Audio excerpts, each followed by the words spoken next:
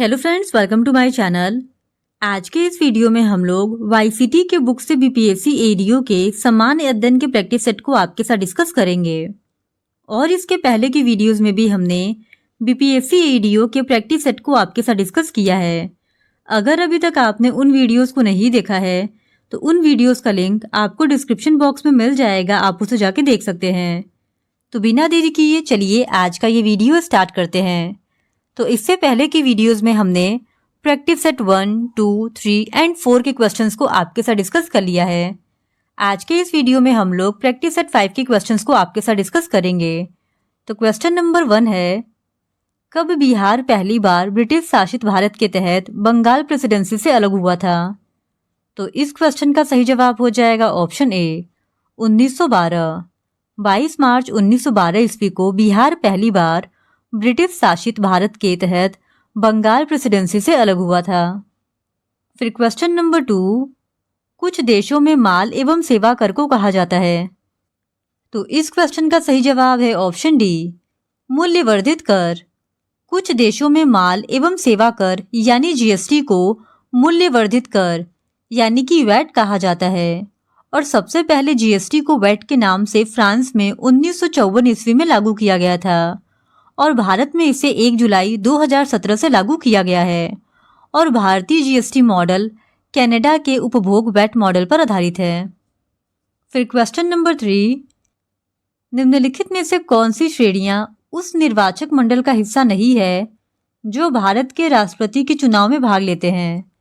पहला, केवल राज्यसभा के मनोनीत सदस्य। दूसरा, संसद के दोनों सदनों के मनोनीत सदस्य। तीसरा, राज्य विधानसभाओं के मनोनीत सदस्य। और चौथा, राज्य विधान परिषद के सदस्य। नीचे दिए गए कोड से सही उत्तर चुनें। तो इस क्वेश्चन का सही जवाब हो जाएगा ऑप्शन बी, पहला, दूसरा, तीसरा और चौथा। संविधान के अनुच्छेद 54 में राष्ट्रपति की निर्वाचन पद्धति का वर्णन किया गया है और इसके अनुसार राष्ट्रपति का निर्वाचन एक निर्वाचक मंडल के द्वारा किया जाएगा और संसद के दोनों सदनों के सभी निर्वाचित सदस्य, राज्य की विधानसभाओं के सभी निर्वाचित सदस्य और केंद्र शासित प्रदेश दिल्ली, पुडुचेरी की विधानसभाओं के निर्वाचित सदस्य इस निर्वाचक मंडल का भाग होते हैं। जबकि संसद के दोनों सदनों के मनोनीत सदस्य, राज्य विधानसभाओं के मनोनीत सदस्य और राज्य विधान परिषदों के निर्वाचित और मनोनीत सदस्य इस निर्वाचक मंडल का हिस्सा नहीं होते हैं। इस वजह से ऑप्शन बी इस क्वेश्चन का सही जवाब है। फिर क्वेश्चन नंबर 4, निम्नलिखित में से कौन पहले किसी राज्य का मुख्यमंत्री बने बिना भारत के प्रधानमंत्री बने? पहला, मोरारजी देसाई। दूसरा, चरण सिंह। तीसरा, वीपी सिंह और चौथा, चंद्रशेखर। तो इस क्वेश्चन का सही जवाब हो जाएगा ऑप्शन सी, केवल चौथा। देश के 8वें प्रधानमंत्री चंद्रशेखर सिंह एक ऐसे प्रधानमंत्री थे जो पीएम पद संभालने से पहले किसी राज्य के मुख्यमंत्री या किसी मंत्री पद पर नहीं रहे थे। फिर क्वेश्चन नंबर 5, पृथ्वी के भूपटल में सर्वाधिक है। तो इस क्वेश्चन का सही जवाब हो जाएगा ऑप्शन ए, ऑक्सीजन। पृथ्वी के भूपटल पर लगभग 100 से अधिक तत्व पाए जाते हैं, लेकिन उनमें से भी केवल 8 तत्व ही महत्वपूर्ण हैं और पृथ्वी के भूपटल में सर्वाधिक मात्रा में ऑक्सीजन पाया जाता है जिसका परसेंट 46.8% है। फिर क्वेश्चन नंबर 6, कन्याकुमारी डैश में है। तो इस क्वेश्चन का सही जवाब हो जाएगा ऑप्शन ए, तमिलनाडु में। कन्याकुमारी भारत के तमिलनाडु राज्य में स्थित एक जिला है और यह भारत की मुख्य भूमि का दक्षिणतम जिला है। फिर क्वेश्चन नंबर 7, नाई धोबी बंद सामाजिक बायकॉट का एक स्वरूप था जो सन 1919 में। तो इस क्वेश्चन का सही जवाब हो जाएगा ऑप्शन ए, किसानों द्वारा प्रतापगढ़ जिले में चलाया गया था। गौरी शंकर मिश्र, इंद्र नारायण द्विवेदी और मदन मोहन मालवीय के प्रयत्नों से फरवरी 1918 ईस्वी में अवध में उत्तर प्रदेश किसान सभा का गठन किया गया और इस सभा ने किसानों को जमींदारों तथा तालुकेदारों के शोषण के विरुद्ध संगठित करने का प्रयास किया और इसी के क्रम में प्रतापगढ़ में नाई धोबी बंद नामक आंदोलन चलाया गया। इस आंदोलन के तहत जमींदारों और तालुकदारों का सामाजिक बहिष्कार किया गया था।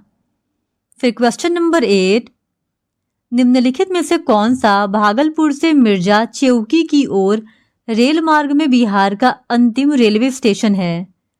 तो इस क्वेश्चन का सही जवाब हो जाएगा ऑप्शन सी, अम्मापाली रेलवे स्टेशन। फिर क्वेश्चन नंबर 9, निम्नलिखित में से बिहार का कौन सा जिला नेपाल के साथ सीमा साझा नहीं करता है? तो इस क्वेश्चन का सही जवाब हो जाएगा ऑप्शन ए, पूर्णिया। बिहार के 7 जिले नेपाल के साथ सीमा साझा करते हैं। पहला है पश्चिमी चंपारण, दूसरा है पूर्वी चंपारण, तीसरा है मधुबनी, चौथा है किशनगंज, पांचवा है सीतामढ़ी, छठवां है सुपौल और सातवां है अररिया, जबकि पूर्णिया नेपाल के साथ सीमा साझा नहीं करता है। फिर क्वेश्चन नंबर 10, निम्नलिखित में से कौन सा जोड़ा बिहार के दक्षिण गंगा क्षेत्र से मेल नहीं खाता है? तो इस क्वेश्चन का सही जवाब हो जाएगा ऑप्शन सी, पटना वैशाली। पटना वैशाली जोड़ा बिहार के दक्षिण गंगा के क्षेत्र से मेल नहीं खाता है। फिर क्वेश्चन नंबर 11, बिहार के निम्नलिखित जिलों में से किस जिले में धारवाड़ चट्टानें नहीं हैं? तो इस क्वेश्चन का सही जवाब हो जाएगा ऑप्शन डी, कैमूर। धारवाड़ चट्टानें आग्नेय चट्टानें हैं जिसका विस्तार बिहार राज्य के दक्षिण पूर्वी जिलों जमुई, नवादा, मुंगेर, गया और राजगीर में है। कैमूर और रोहतास जिलों में विंध्य प्रकार की चट्टानें मिलती हैं। फिर क्वेश्चन नंबर 12, बिहार में 1857 की क्रांति को किसने नेतृत्व दिया था? तो इस क्वेश्चन का सही जवाब हो जाएगा ऑप्शन ए, कुंवर सिंह ने। बिहार में 1857 की क्रांति का नेतृत्व जगदीशपुर के जमींदार कुंवर सिंह ने किया था और वे जगदीशपुर के शाही उज्जैनिया राजपूत घराने से थे। फिर क्वेश्चन नंबर 13, बिहार के किस वामपंथी नेता ने बिहार प्रांतीय किसान सभा को लोकप्रिय बनाया था? नाम बताइए। तो इस क्वेश्चन का सही जवाब हो जाएगा ऑप्शन बी, कल्याणंद शर्मा ने। फिर क्वेश्चन नंबर 14, भारत सरकार अधिनियम 1935 के तहत बिहार विधान परिषद के प्रथम निर्वाचित सभापति कौन थे? तो इस क्वेश्चन का सही जवाब हो जाएगा ऑप्शन बी, राय बहादुर सतीश चंद्र। भारत सरकार अधिनियम 1935 के तहत बिहार विधान परिषद में 29 सदस्य थे और सदस्यों का चुनाव अप्रत्यक्ष रूप से होता था और कुछ को मनोनीत भी किया जाता था। राज्यपाल के आदेश से राय बहादुर सतीश चंद्र सिन्हा इसके अध्यक्ष बने और बाद में राजीव रंजन सिन्हा को इसका अध्यक्ष चुना गया था। फिर क्वेश्चन नंबर 15, कौन सा तकनीक मृत को पुनर्जीवित दिखा सकती है? तो इस क्वेश्चन का सही जवाब हो जाएगा ऑप्शन ए, एआई। एआई और वॉइस तकनीक किसी मृत व्यक्ति को पुनर्जीवित दिखा सकती है। फिर क्वेश्चन नंबर 16, किन देशों की अंतरिक्ष एजेंसियों ने निजी कंपनियों को अंतर्राष्ट्रीय अंतरिक्ष स्टेशन का दौरा आयोजित करने की अनुमति दी है? तो इस क्वेश्चन का सही जवाब है ऑप्शन सी, तुर्की, स्वीडन और इटली। तुर्की, स्वीडन और इटली देशों की अंतरिक्ष एजेंसियों ने निजी कंपनियों को अंतर्राष्ट्रीय अंतरिक्ष स्टेशन का दौरा आयोजित करने की अनुमति दी है। फिर क्वेश्चन नंबर 17, मायोपिया बीमारी निम्न में से संबंधित होती है? तो इस क्वेश्चन का सही जवाब है ऑप्शन ए, आँख से। मायोपिया यानी कि निकट दृष्टि दोष बीमारी का संबंध आँखों से है और इस रोग से ग्रस्त व्यक्ति नजदीक की वस्तु देख लेता है परंतु दूर की वस्तु को नहीं देख पाता है। फिर क्वेश्चन नंबर 18, प्रकाश संश्लेषण के अध्ययन से संबंधित वनस्पति विज्ञान की शाखा है? तो इस क्वेश्चन का सही जवाब है ऑप्शन सी, पादप कार्यकी। प्रकाश संश्लेषण के अध्ययन से संबंधित पादप कार्यकी वनस्पति विज्ञान की शाखा है और पादप कार्यकी में पौधे में होने वाली विभिन्न प्रकार की जैविक क्रियाओं का अध्ययन किया जाता है और पादप कार्यकी के जनक स्टीफन हेल्स हैं। फिर क्वेश्चन नंबर 19, गाजर का रंग नारंगी होता है क्योंकि? तो इस क्वेश्चन का सही जवाब है ऑप्शन बी, इसमें कैरोटीन होता है। फिर क्वेश्चन नंबर 20, किसमें परिवर्तन के कारण रंध्र खुलते या बंद होते हैं? तो इस क्वेश्चन का सही जवाब है ऑप्शन सी, कोशिकाओं में पानी की मात्रा। कोशिकाओं में पानी की मात्रा में परिवर्तन के कारण रंध्र खुलते या बंद होते हैं। फिर क्वेश्चन नंबर 21, मानव शरीर में होता है? तो इस क्वेश्चन का सही जवाब है ऑप्शन ए, 70% पानी। मानव शरीर में 70% पानी होता है। फिर क्वेश्चन नंबर 22, शरीर के अंदर भोजन को ब्रेक डाउन करने वाले उत्प्रेरक को बताइए। तो इस क्वेश्चन का सही जवाब हो जाएगा ऑप्शन सी, डाइजेस्टिव एंजाइम। शरीर के अंदर भोजन को ब्रेक डाउन करने वाले उत्प्रेरक को डाइजेस्टिव एंजाइम कहते हैं और पाचक एंजाइम खाए गए भोजन को तोड़ने में महत्वपूर्ण भूमिका निभाते हैं। फिर क्वेश्चन नंबर 23, विटामिन B12 का रासायनिक नाम क्या है? तो इस क्वेश्चन का सही जवाब है ऑप्शन बी, कोबलामीन। B1 का रासायनिक नाम थायमीन है, B2 का रासायनिक नाम राइबोफ्लेविन होता है और विटामिन B6 का रासायनिक नाम पाइरिडॉक्सिन होता है और वहीं विटामिन B12 का रासायनिक नाम साइनोकोबालामीन होता है। फिर क्वेश्चन नंबर 24, कुकिंग ताप पर स्थिर रहने वाला क्लोरीन युक्त कृत्रिम स्वीटनर जिसका रूप और स्वाद शक्कर की तरह होता है, निम्नलिखित में से कौन सा है? तो इस क्वेश्चन का सही जवाब हो जाएगा ऑप्शन सी, सुक्रालोज। कुकिंग ताप पर स्थिर रहने वाला क्लोरीन युक्त कृत्रिम स्वीटनर सुक्रालोज होता है जिसका रूप और स्वाद शक्कर की तरह होता है। फिर क्वेश्चन नंबर 25, प्रबल अम्ल की दुर्बल क्षारक से बने लवण का पीएच मान क्या है? तो इस क्वेश्चन का सही जवाब हो जाएगा ऑप्शन बी, 7 से कम। प्रबल अम्ल और दुर्बल क्षारक से बने लवण का पीएच मान 7 से कम होता है, जबकि दुर्बल अम्ल और प्रबल क्षारक से बने लवण का पीएच मान 7 से अधिक होता है। फिर क्वेश्चन नंबर 26, निम्नलिखित में से कौन सा अम्ल क्षार का संकेतक है? तो इस क्वेश्चन का सही जवाब है ऑप्शन बी, हल्दी। फिर क्वेश्चन नंबर 27, शुष्क बुझे हुए चूने पर क्लोरीन गैस की क्रिया से कौन सा पदार्थ बनता है? तो इस क्वेश्चन का सही जवाब हो जाएगा ऑप्शन बी, विरंजक चूर्ण। शुष्क बुझे हुए चूने से क्लोरीन गैस की क्रिया कराने पर विरंजक चूर्ण प्राप्त होता है। फिर क्वेश्चन नंबर 28, HOOCOOH को कौन सा अम्ल कहा जाता है? तो इस क्वेश्चन का सही जवाब हो जाएगा ऑप्शन बी, ऑक्सैलिक अम्ल। फिर क्वेश्चन नंबर 29, आपको 3 परख नलियां दी गई हैं, उनमें से एक में आसुत जल है और 2 अन्य में, एक में अम्लीय विलयन और दूसरे में क्षारीय विलयन है, इनमें से किसमें लाल लिटमस नीला हो जाएगा? तो इस क्वेश्चन का सही जवाब हो जाएगा ऑप्शन सी, क्षार। तीनों परख नलियों में से जिस परख नली में क्षारीय विलयन होगा उसमें लाल लिटमस नीला हो जाएगा। फिर क्वेश्चन नंबर 30, एसिटिक अम्ल की गंध किसके समान होती है? तो इस क्वेश्चन का सही जवाब हो जाएगा ऑप्शन ए, सिरका। एसिटिक अम्ल की गंध सिरका के समान होती है और एसिटिक अम्ल अनेक फलों के रसों में मुक्त अवस्था में पाया जाता है। फिर क्वेश्चन नंबर 31, रेडियोधर्मी तत्व द्वारा उत्सर्जित निम्नलिखित में से कौन सा एक धनात्मक रूप से आवेशित कण है? तो इस क्वेश्चन का सही जवाब हो जाएगा ऑप्शन बी, अल्फा किरण। फिर क्वेश्चन नंबर 32, एक सामान्य नेत्र लेंस की नाभिक दूरी होती है लगभग। तो इस क्वेश्चन का सही जवाब हो जाएगा ऑप्शन सी, 2 सेंटीमीटर। फिर क्वेश्चन नंबर 33, प्रिज्म से गुजरने पर सबसे अधिक अपरिवर्तित होने वाला रंगीन प्रकाश है। तो इस क्वेश्चन का सही जवाब हो जाएगा ऑप्शन बी, बैगनी। बैगनी रंग का प्रकाश प्रिज्म से गुजरने पर सर्वाधिक अपरिवर्तित होता है। फिर क्वेश्चन नंबर 34, दृष्टि की खराबी निकट दृष्टि को डैश के नाम से जाना जाता है। तो इस क्वेश्चन का सही जवाब हो जाएगा ऑप्शन ई, उपयुक्त में से कोई नहीं या उपयुक्त में से एक से अधिक। मायोपिया एक ऐसी स्थिति होती है जिसमें पास की वस्तुएं स्पष्ट रूप से दिखाई देती हैं परंतु दूर की वस्तु स्पष्ट नहीं दिखाई देती है और ये किसी भी ऑप्शन में नहीं दिया गया था। इस वजह से ऑप्शन ई इस क्वेश्चन का सही जवाब हो जाएगा, उपयुक्त में से कोई नहीं। फिर क्वेश्चन नंबर 35, विद्युत धारा की इकाई है। तो इस क्वेश्चन का सही जवाब हो जाएगा ऑप्शन डी, एम्पियर। विद्युत धारा की इकाई एम्पियर होती है, इस वजह से ऑप्शन डी इस क्वेश्चन का सही जवाब है। फिर क्वेश्चन नंबर 36, विद्युत धारा किस उपकरण से मापी जाती है? तो इस क्वेश्चन का सही जवाब हो जाएगा ऑप्शन बी, अमीटर से। विद्युत धारा को अमीटर से मापा जाता है और विद्युत धारा का मात्रक एम्पियर होता है। फिर क्वेश्चन नंबर 37, अति सूक्ष्म वस्तुओं को देखने के लिए प्रयोग किया जाने वाला प्रकाशिक उपकरण है। तो इस क्वेश्चन का सही जवाब हो जाएगा ऑप्शन ए माइक्रोस्कोप।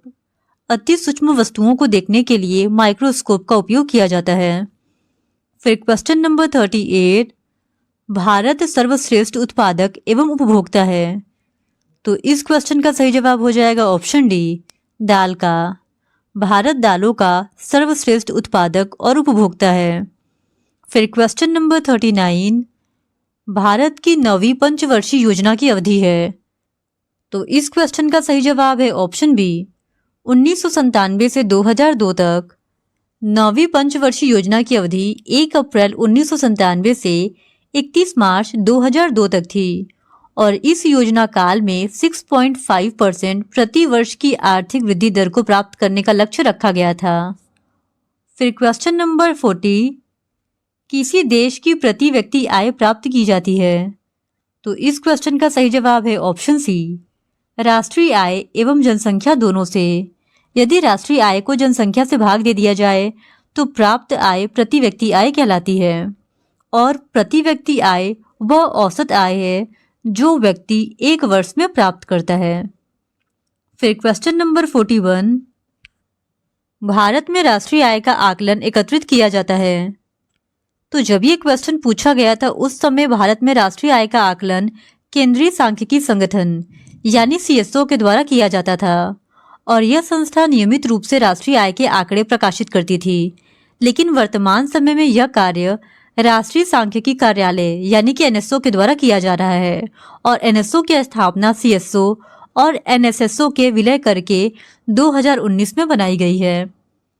फिर क्वेश्चन नंबर 42, भारत के प्रथम कौशल विकास केंद्र का उद्घाटन वर्ष 2014 में किस राज्य में किया गया। तो इस क्वेश्चन का सही जवाब है ऑप्शन सी राजस्थान। फिर क्वेश्चन नंबर 43, इनमें से किसने यह कहा है कि सकल राष्ट्रीय आय GNI को कुल आबादी से भाग देने पर प्राप्त औसत के रूप में प्रति व्यक्ति आय विकास का द्योतक है, एक मिथक है। तो इस क्वेश्चन का सही जवाब हो जाएगा ऑप्शन डी दीनदयाल उपाध्याय ने। फिर क्वेश्चन नंबर 44, अंत्योदय कार्यक्रम सर्वप्रथम किस राज्य में शुरू किया गया था। तो इस क्वेश्चन का सही जवाब है ऑप्शन डी राजस्थान। अंत्योदय कार्यक्रम सबसे पहले राजस्थान सरकार के द्वारा वर्ष 1977 ईस्वी में शुरू किया गया था और इस कार्यक्रम का उद्देश्य गरीबों में भी अत्यधिक गरीब को ऊपर उठाना था। फिर क्वेश्चन नंबर 45, एक पंचायत समिति किस स्तर पर एक पंचायती राज संरचना का संचालन करती है। तो इस क्वेश्चन का सही जवाब हो जाएगा ऑप्शन ए ब्लॉक स्तरीय निकाय। फिर क्वेश्चन नंबर 46, पंचायतों की वित्तीय स्थिति की समीक्षा के लिए राज्य सरकार प्रत्येक 5 वर्षों में क्या गठित करती है। तो इस क्वेश्चन का सही जवाब हो जाएगा ऑप्शन ए वित्त आयोग। राज्य का राज्यपाल प्रत्येक 5 वर्ष के पश्चात पंचायतों की वित्तीय स्थिति की समीक्षा के लिए भारतीय संविधान के अनुच्छेद 243 क्लोज 1 के अनुसार एक वित्त आयोग का गठन करता है। फिर क्वेश्चन नंबर 47, किस राज्य में पंचायत व्यवस्था नहीं है। तो इस क्वेश्चन का सही जवाब हो जाएगा ऑप्शन ए उपयुक्त में से एक से अधिक, क्योंकि नागालैंड, मेघालय और मिजोरम में पंचायत व्यवस्था लागू नहीं है, जबकि केरल में 3 स्तरीय पंचायती राज संस्थाएं लागू है। फिर क्वेश्चन नंबर 48, निम्नलिखित कथनों में से कौन सा एक सही नहीं है। तो इस क्वेश्चन का सही जवाब है ऑप्शन बी धन विधेयक की शुरुआत राज्यसभा में होती है। ये जो कथन है वो सही नहीं है, क्योंकि धन विधेयक की शुरुआत हमेशा ही लोकसभा में होती है। फिर क्वेश्चन नंबर 49, यदि राष्ट्रपति एवं उपराष्ट्रपति का पद खाली हो तो भारत के राष्ट्रपति के पद पर कौन होता है। तो इस क्वेश्चन का सही जवाब हो जाएगा ऑप्शन बी भारत का मुख्य न्यायाधीश। संविधान के अनुच्छेद 70 में यह कहा गया है कि यदि कभी ऐसी परिस्थिति उत्पन्न हो जाए जब भारत का राष्ट्रपति या उपराष्ट्रपति अपने कर्तव्यों को संपन्न करने में असमर्थ हो तो भारतीय संसद को उनके कार्यों के संपादन की व्यवस्था करनी होगी और अनुच्छेद 70 के तहत संसद ने presidents discharge of functions bill 1969 पारित किया, जिसके अनुसार राष्ट्रपति और उपराष्ट्रपति दोनों ही पद रिक्त होने पर सर्वोच्च न्यायालय का मुख्य न्यायाधीश या उसकी अनुपस्थिति में उच्चतम न्यायालय का उपलब्ध वरिष्ठतम न्यायाधीश राष्ट्रपति के कर्तव्यों को संपन्न करेगा, यानी कि ऑप्शन बी इस क्वेश्चन का सही जवाब है। फिर क्वेश्चन नंबर 50, किस सदन में अध्यक्षता करने वाला अधिकारी उस सदन का सदस्य नहीं होता है? तो इस क्वेश्चन का सही जवाब हो जाएगा ऑप्शन बी, राज्यसभा। राज्यसभा का अध्यक्ष राज्यसभा का सदस्य नहीं होता है और संविधान के अनुच्छेद 63 में उपबंधित किया गया है कि भारत का एक उपराष्ट्रपति होगा और उपराष्ट्रपति ही राज्यसभा का अध्यक्ष होता है, यानी कि ऑप्शन बी इस क्वेश्चन का सही जवाब हो जाएगा। तो क्वेश्चन नंबर 51 है, भारत में अंतर्राज्यीय परिषद स्थापित करने की शक्ति किसके पास है? तो इस क्वेश्चन का सही जवाब है ऑप्शन ए, भारत के राष्ट्रपति। भारत में अंतर्राज्यीय परिषद स्थापित करने की शक्ति भारत के राष्ट्रपति के पास है। फिर क्वेश्चन नंबर 52, लोकसभा चुनाव 2024 से पहले अपने पद से इस्तीफा देने वाले चुनाव आयुक्त का नाम है। तो इस क्वेश्चन का सही जवाब हो जाएगा ऑप्शन डी, अरुण गोयल। लोकसभा चुनाव 2024 से पहले चुनाव आयुक्त अरुण गोयल ने अपने पद से इस्तीफा दिया था। फिर क्वेश्चन नंबर 53, निम्नलिखित में से कौन सबसे लंबे समय तक लोकसभा का सदस्य रहा है? तो इस क्वेश्चन का सही जवाब है ऑप्शन सी, इंद्रजीत गुप्ता। इंद्रजीत गुप्ता लोकसभा के सबसे लंबे समय तक सांसद रहे हैं। वे भारतीय कम्युनिस्ट पार्टी से जुड़े थे और 1977 के चुनाव को छोड़कर 1960 से 2001 तक रिकॉर्ड 11 बार सीट जीत चुके थे। फिर क्वेश्चन नंबर 54, भारतीय संविधान का अनुच्छेद 300 किससे संबंधित है? तो इस क्वेश्चन का सही जवाब हो जाएगा ऑप्शन ए, मुकदमे तथा कार्यवाही से। भारतीय संविधान का अनुच्छेद 300 वाद तथा कार्यवाही से संबंधित है। फिर क्वेश्चन नंबर 55, भारत के संविधान का अनुच्छेद एक देश को बनाता है। तो इस क्वेश्चन का सही जवाब हो जाएगा ऑप्शन बी, एक संघ। भारत के संविधान का अनुच्छेद 1 में कहा गया है कि भारत अर्थात इंडिया राज्यों का संघ होगा, यानी यह भारत को एक संघ बनाता है, यानी ऑप्शन बी इस क्वेश्चन का सही जवाब है। फिर क्वेश्चन नंबर 56, भारतीय संविधान में कितने अनुच्छेद हैं? तो इस क्वेश्चन का सही जवाब हो जाएगा ऑप्शन डी, 395। भारतीय संविधान में मूलतः 395 अनुच्छेद, 22 भाग और 8 अनुसूचियां थी और वर्तमान समय में 395 अनुच्छेद, 22 भाग और 12 अनुसूचियां हैं। फिर क्वेश्चन नंबर 57, सलीम अली चिड़िया अभयारण्य कहाँ स्थित है? तो इस क्वेश्चन का सही जवाब हो जाएगा ऑप्शन ए, गोवा में। सलीम अली पक्षी अभयारण्य भारत के गोवा राज्य में मांडवी नदी के किनारे चोराव द्वीप पर स्थित है और इसका नाम एक प्रसिद्ध पक्षी विज्ञानी डॉक्टर सलीम अली मोइजुद्दीन अब्दुल के नाम पर रखा गया है। फिर क्वेश्चन नंबर 58, अम्ल वर्षा के घटक हैं। तो इस क्वेश्चन का सही जवाब हो जाएगा ऑप्शन डी, ए और बी दोनों। अम्ल वर्षा के घटक HNO3 और H2SO4 ये दोनों ही हैं। फिर क्वेश्चन नंबर 59, सिमलीपाल राष्ट्रीय उद्यान ओडिशा के डैश जिले में स्थित है। तो इस क्वेश्चन का सही जवाब हो जाएगा ऑप्शन डी, मयूरभंज। सिमलीपाल राष्ट्रीय उद्यान ओडिशा राज्य के मयूरभंज जिले में स्थित है और यह वर्ष 2009 से यूनेस्को की बायोस्फीयर रिजर्व की सूची में भी शामिल है। फिर क्वेश्चन नंबर 60, सलीम अली पक्षी अभयारण्य स्थित है। तो इस क्वेश्चन का सही जवाब हो जाएगा ऑप्शन ई, उपयुक्त में से कोई नहीं। अभी हमने ऊपर ही देखा था कि सलीम अली पक्षी अभयारण्य गोवा राज्य में स्थित है और यहाँ पर दुर्लभ प्रजाति के पक्षी पाए जाते हैं। फिर क्वेश्चन नंबर 61, IUCN मुख्यालय कहाँ है? तो इस क्वेश्चन का सही जवाब हो जाएगा ऑप्शन ए, स्विट्जरलैंड। IUCN दुनिया का प्राकृतिक स्थिति को संरक्षित रखने के लिए एक वैश्विक प्राधिकरण है जिसकी स्थापना वर्ष 1948 ईस्वी में की गई थी और इसका मुख्यालय स्विट्जरलैंड में स्थित है और इसके द्वारा पौधे और जानवरों के संरक्षण के संबंध में रेड लिस्ट को जारी किया जाता है। फिर क्वेश्चन नंबर 62, एक पोषी स्तर से दूसरे पोषी स्तर में कितनी ऊर्जा अवशोषित होती है? तो इस क्वेश्चन का सही जवाब हो जाएगा ऑप्शन बी, 10%।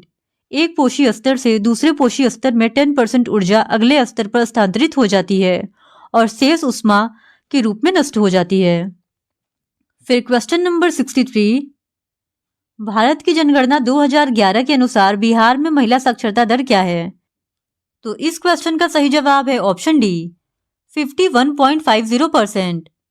जनगणना 2011 के अनुसार भारत में सबसे कम साक्षरता बिहार का है और बिहार की साक्षरता दर 61.8% है। वहीं बिहार में पुरुष साक्षरता दर 71.2% और महिला साक्षरता दर 51.5% है और बिहार में सबसे कम महिला साक्षरता दर सहरसा जिले का है, जहां की महिला साक्षरता दर 41.68% है। फिर क्वेश्चन नंबर 64, भारत की जनगणना 2011 के अनुसार सबसे अधिक अनुसूचित जनजाति कौन है? तो इस क्वेश्चन का सही जवाब हो जाएगा ऑप्शन सी भील। भारत की जनगणना 2011 के अनुसार सबसे अधिक अनुसूचित जनजाति भील की है।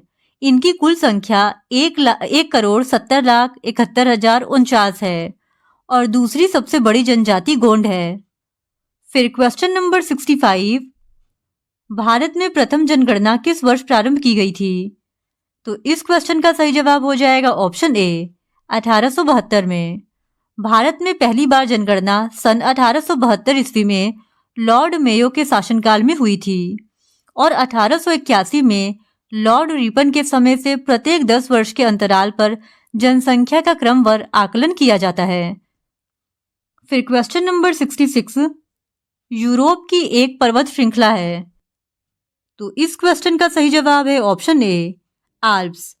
आल्प्स पर्वत यूरोप में स्थित है और इसका विस्तार स्विट्जरलैंड, फ्रांस, ऑस्ट्रिया और जर्मनी में है और इसका सर्वोच्च बिंदु माउंट ब्लॉक है। फिर क्वेश्चन नंबर 67, संयुक्त राष्ट्र अमेरिका को छोड़कर विश्व के निम्न देशों में से कौन सा देश कच्चे तेल का सर्वाधिक उत्पादन करता है? तो इस क्वेश्चन का सही जवाब हो जाएगा ऑप्शन सी सऊदी अरब।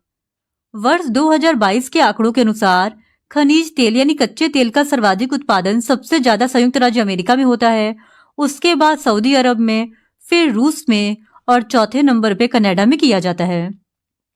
फिर क्वेश्चन नंबर 68, संयुक्त राज्य अमेरिका का रस्ट बाउल निम्नलिखित में से किस प्रदेश से संबंधित है? तो इस क्वेश्चन का सही जवाब हो जाएगा ऑप्शन सी कैलिफोर्निया प्रदेश। संयुक्त राज्य अमेरिका के रस्ट बाउल क्षेत्र के अंतर्गत उत्तर पूर्व भाग को सम्मिलित किया जाता है, जिसके अंतर्गत ग्रेट लेक्स, पिट्सबर्ग और बर्किंघम आदि क्षेत्रों को शामिल किया जाता है और यह क्षेत्र अमेरिकी उद्योग की धुरी और विनिर्माण उद्योग का केंद्र बिंदु माने जाते हैं। इन क्षेत्रों का महत्व अब धीरे धीरे कम हो रहा है, इसीलिए इन क्षेत्रों को अब रस्ट बाउल की संज्ञा दी जाती है। फिर क्वेश्चन नंबर 69, तेल के कोष सबसे ज्यादा किस देश में है? तो इस क्वेश्चन का सही जवाब हो जाएगा ऑप्शन डी वेनेजुएला में। वर्तमान में तेल के कोष सबसे ज्यादा वेनेजुएला में है। फिर क्वेश्चन नंबर 70, सौर मंडल का सबसे चमकदार ग्रह कौन सा है? तो इस क्वेश्चन का सही जवाब है ऑप्शन डी शुक्र। सौर मंडल का सबसे चमकदार ग्रह शुक्र है। फिर क्वेश्चन नंबर 71, निम्नलिखित में से किनके मध्य की औसत दूरी एक खगोलीय इकाई है? तो इस क्वेश्चन का सही जवाब हो जाएगा ऑप्शन ए पृथ्वी और सूर्य। पृथ्वी और सूर्य के मध्य की औसत दूरी एक खगोलीय इकाई है जो लगभग 150 मिलियन किलोमीटर है और खगोलीय इकाई पृथ्वी से सूर्य की दूरी पर आधारित है। फिर क्वेश्चन नंबर 72, विषुवतीय व्यास ध्रुवीय व्यास से कितना अधिक है? तो इस क्वेश्चन का सही जवाब हो जाएगा ऑप्शन ए 43 किलोमीटर। पृथ्वी का भूमध्य रेखीय व्यास लगभग 12,756 किलोमीटर है, जबकि ध्रुवीय व्यास 12,714 किलोमीटर है। यानी कि इन दोनों के बीच का अंतर 42 किलोमीटर है, जो कि ऑप्शन ए के सबसे ज्यादा पास है। इस वजह से ऑप्शन ए इस क्वेश्चन का सही जवाब है। फिर क्वेश्चन नंबर 73, भारत में सन 1855 में प्रथम जूट उद्योग कहाँ स्थापित किया गया था? तो इस क्वेश्चन का सही जवाब हो जाएगा ऑप्शन सी रिसड़ा में। भारत में पहला जूट उद्योग कोलकाता के निकट रिसड़ा में सन 1855 में लगाया गया था। फिर क्वेश्चन नंबर 74, भारत के किस राज्य में सर्वाधिक सागवान के जंगल पाए जाते हैं? तो इस क्वेश्चन का सही जवाब हो जाएगा ऑप्शन सी मध्य प्रदेश में। भारत वन स्थिति रिपोर्ट 2021 के अनुसार सर्वाधिक सागवान के जंगल मध्य प्रदेश में पाए जाते हैं। सागवान एक व्यापारिक लकड़ी का पेड़ है और यह भारत के उष्णकटिबंधीय और उपोष्णकटिबंधीय क्षेत्रों में पाए जाते हैं। फिर क्वेश्चन नंबर 75, भारत में उष्णकटिबंधीय वर्षावन पाए जाते हैं। तो इस क्वेश्चन का सही जवाब है ऑप्शन डी, उपयुक्त में से एक से अधिक। उष्णकटिबंधीय वर्षावन भारी वर्षा वाले क्षेत्रों में पाए जाते हैं और ये वन भारत के पश्चिमी घाट, असम के ऊपरी हिस्से, तमिलनाडु तट, लक्षद्वीप एवं अंडमान और निकोबार द्वीप समूहों में पाए जाते हैं। इस वजह से ऑप्शन डी इस क्वेश्चन का सही जवाब है। फिर क्वेश्चन नंबर 76, भारत में 1952 की राष्ट्रीय वन नीति में उल्लिखित देश के कुल भौगोलिक क्षेत्र में वन क्षेत्र का वांछित प्रतिशत कितना होना चाहिए? तो इस क्वेश्चन का सही जवाब हो जाएगा ऑप्शन बी, 33%। फिर क्वेश्चन नंबर 77, कश्मीर में पहलगाम किस नदी के किनारे बसा है? तो इस क्वेश्चन का सही जवाब है ऑप्शन सी, लेदर।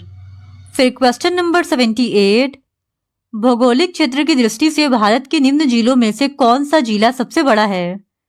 तो इस क्वेश्चन का सही जवाब हो जाएगा ऑप्शन बी, कच्छ। भौगोलिक दृष्टि से गुजरात का कच्छ जिला देश का सबसे बड़ा जिला है। फिर क्वेश्चन नंबर 79, निम्नलिखित पहाड़ियों में से कौन सी एक पहाड़ी पाई जाती है जहां पूर्वी तथा पश्चिमी घाट आपस में मिलते हैं? तो इस क्वेश्चन का सही जवाब है ऑप्शन डी, नीलगिरी। नीलगिरी पहाड़ी पर पश्चिमी घाट एवं पूर्वी घाट का मिलन होता है और नीलगिरी की सर्वाधिक ऊंची चोटी डोडा बेटा में मिलती है। फिर क्वेश्चन नंबर 80, राजा राम मोहन रॉय द्वारा निम्नलिखित में से कौन से सामाजिक धार्मिक आंदोलन की स्थापना की गई? तो इस क्वेश्चन का सही जवाब हो जाएगा ऑप्शन डी, ब्रह्मा समाज। फिर क्वेश्चन नंबर 81, निम्नलिखित में से सती प्रथा का उन्मूलन किसने किया? तो इस क्वेश्चन का सही जवाब हो जाएगा option A, Lord William Bentinck ने। लॉर्ड विलियम बेंटिक ने सती प्रथा का उन्मूलन किया था और 1929 ईस्वी में सती प्रथा को बंद करने का कानून बनाया गया था। फिर क्वेश्चन नंबर 82, नील खेतिहरों की दुर्दशा को दर्शाने वाली पुस्तक नील दर्पण के रचयिता कौन है? तो इस क्वेश्चन का सही जवाब हो जाएगा ऑप्शन सी, दीनबंधु मित्र। नील खेतिहरों की दुर्दशा को दर्शाने वाली पुस्तक नील दर्पण की रचना दीनबंधु मित्र ने की थी। फिर क्वेश्चन नंबर 83, बहिष्कृत भारत जर्नल किसने शुरू किया था? तो इस क्वेश्चन का सही जवाब है ऑप्शन डी, बाबा साहब अंबेडकर ने। बहिष्कृत भारत पत्रिका डॉक्टर बाबा साहब अंबेडकर ने शुरू किया था। फिर क्वेश्चन नंबर 84, अनहैप्पी इंडिया पुस्तक के लेखक कौन है? तो इस क्वेश्चन का सही जवाब हो जाएगा option C, Lala Lajpat Rai. Unhappy India पुस्तक के लेखक भारतीय स्वतंत्रता सेनानी और प्रसिद्ध गर्मपंथी नेता लाला लाजपत राय थे और इस पुस्तक में भारतीय सभ्यता की तुलना समकालीन ब्रिटिश और अमेरिकी सभ्यता से की गई थी। फिर क्वेश्चन नंबर 85, महारानी विक्टोरिया का घोषणा पत्र किस वर्ष आया? तो इस क्वेश्चन का सही जवाब है ऑप्शन बी, 1858 में। लॉर्ड कैनिंग ने 1 नवंबर 1858 ईस्वी को इलाहाबाद के मिंटो पार्क में महारानी विक्टोरिया का घोषणा पत्र पढ़ा था और 1858 ईस्वी के महारानी विक्टोरिया की उद्घोषणा के द्वारा भारत में ईस्ट इंडिया कंपनी के शासन की समाप्ति हो गई और अब भारत का शासन सीधे ब्रिटिश ताज के अंतर्गत आ गया था। फिर क्वेश्चन नंबर 86, निम्नलिखित में से किस वर्ष को भारतीय स्वतंत्रता के प्रथम युद्ध की तिथि माना जाता है? तो इस क्वेश्चन का सही जवाब हो जाएगा ऑप्शन बी, 1857 की क्रांति को। फिर क्वेश्चन नंबर 87, निम्न में से कौन सा ईस्ट इंडिया कंपनी के सिपाहियों को विद्रोही बनाने का कारण नहीं था? तो इस क्वेश्चन का सही जवाब हो जाएगा ऑप्शन डी, अधिकारियों की अक्षमता। अधिकारियों की अक्षमता ईस्ट इंडिया कंपनी के सिपाहियों को विद्रोही बनाने का कारण नहीं था। फिर क्वेश्चन नंबर 88, शिवाजी के पिता का नाम क्या था? तो इस क्वेश्चन का सही जवाब है ऑप्शन सी, शाहजी। शिवाजी के पिता का नाम शाहजी था और शिवाजी का जन्म 19 फरवरी 1630 ईस्वी को महाराष्ट्र के शिवनेरी किले में हुआ था और इनकी माता का नाम जीजाबाई था। फिर क्वेश्चन नंबर 89, निम्नलिखित में से किस शासक के अंतर्गत 8 मंत्रियों की एक समिति अथवा अष्टप्रधान थी? तो इस क्वेश्चन का सही जवाब हो जाएगा ऑप्शन सी, शिवाजी। मराठा शासक छत्रपति शिवाजी महाराज के सलाहकार परिषद को अष्टप्रधान कहा जाता था और इनकी भूमिका मात्र सलाहकार की होती थी और छत्रपति इन मंत्रियों की सलाह मानने के लिए बाध्य नहीं थे। फिर क्वेश्चन नंबर 90, शिवाजी के शासन तंत्र में विदेश मंत्री डैश के नाम से जाना जाता था। तो इस क्वेश्चन का सही जवाब हो जाएगा ऑप्शन डी, सुमंत। शिवाजी के प्रशासन में अष्टप्रधान नामक मंत्रियों की व्यवस्था थी और इसमें जो विदेश मंत्री होता था उसको सुमंत या दबीज कहा जाता था। फिर क्वेश्चन नंबर 91, निम्नलिखित में से कौन भूमि उत्पाद पर लगने वाले कर को इंगित नहीं करता है? तो इस क्वेश्चन का सही जवाब है ऑप्शन बी, खम्स। खम्स लूट का धन होता था और ये भूमि उत्पाद पर लगने वाले कर को इंगित नहीं करता है। फिर क्वेश्चन नंबर 92, मोरक्को के यात्री इब्न बतूता का वृत्तांत किस रूप में जाना जाता है? तो इस क्वेश्चन का सही जवाब है ऑप्शन ए, रहला। 1333 ईस्वी में इब्न बतूता मोहम्मद बिन तुगलक के काल में भारत आया था और पहले उसे दिल्ली का काजी नियुक्त किया गया और बाद में चीन में राजदूत बनाकर भेजा गया था और उसने रहला नामक पुस्तक की भी रचना की थी। फिर क्वेश्चन नंबर 93, मोहम्मद बिन तुगलक ने अपनी राजधानी दिल्ली से कहाँ स्थानांतरित की थी? तो इस क्वेश्चन का सही जवाब हो जाएगा ऑप्शन सी, दौलताबाद। मोहम्मद बिन तुगलक के द्वारा अपनी राजधानी को दिल्ली से दौलताबाद में स्थानांतरित किया गया था, वो भी सन 1327 ईस्वी में। फिर क्वेश्चन नंबर 94, बद्रीनाथ धाम किस राज्य में है? तो इस क्वेश्चन का सही जवाब हो जाएगा ऑप्शन बी, उत्तराखंड में। बद्रीनाथ धाम उत्तराखंड के चमोली जिले में स्थित है और यह राज्य में स्थित 4 धामों यमुनोत्री, गंगोत्री, केदारनाथ और बद्रीनाथ में से एक है। फिर क्वेश्चन नंबर 95, महापुराणों की संख्या कितनी मानी जाती है? तो इस क्वेश्चन का सही जवाब है ऑप्शन डी, 18। महापुराणों की कुल संख्या 18 है। फिर क्वेश्चन नंबर 96, जैन धर्म के 23वें तीर्थंकर कौन थे? तो इस क्वेश्चन का सही जवाब हो जाएगा ऑप्शन डी, पार्श्वनाथ। जैन धर्म के 23वें तीर्थंकर पार्श्वनाथ थे जो काशी के इक्ष्वाकु वंशीय राजा अश्वसेन के पुत्र थे। फिर क्वेश्चन नंबर 97, त्रिपिटकों का संबंध किस धर्म से है? तो इस क्वेश्चन का सही जवाब हो जाएगा ऑप्शन डी, बौद्ध धर्म से। त्रिपिटकों का संबंध बौद्ध धर्म से है। त्रिपिटक बौद्ध धर्म के प्रमुख ग्रंथ हैं और बुद्ध की मृत्यु के बाद उनकी शिक्षाओं को संकलित कर 3 भागों में बांटा गया जिन्हें त्रिपिटक कहा गया और ये पाली भाषा में लिखे गए हैं। फिर क्वेश्चन नंबर 98, त्रिरत्न या 3 रत्न जैसे सटीक ज्ञान, सच्ची आस्था और सटीक क्रिया निम्न में से किससे संबंधित है? तो इस क्वेश्चन का सही जवाब हो जाएगा ऑप्शन सी, जैन धर्म से। फिर क्वेश्चन नंबर 99, पाटलिपुत्र में बुलाई गई प्रथम जैन संगीति के अध्यक्ष कौन थे? तो इस क्वेश्चन का सही जवाब हो जाएगा ऑप्शन सी, स्थूलभद्र। स्थूलभद्र ने प्रथम जैन संगीति की अध्यक्षता की थी जिसका आयोजन पाटलिपुत्र में किया गया था। फिर क्वेश्चन नंबर 100, जैन धर्म के प्रवर्तक महावीर जी का मोक्ष स्थान कहाँ स्थित है? तो इस क्वेश्चन का सही जवाब हो जाएगा ऑप्शन सी, पावापुरी। 72 वर्ष की आयु में राजगृह के समीप पावापुरी नामक स्थान पर महावीर ने अपना शरीर का त्याग कर दिया था, यानी पावापुरी महावीर का मोक्ष स्थान है। इस तरह ऑप्शन सी इस क्वेश्चन का सही जवाब है।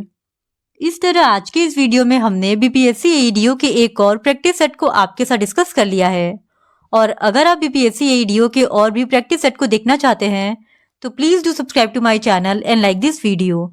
Thank you very much.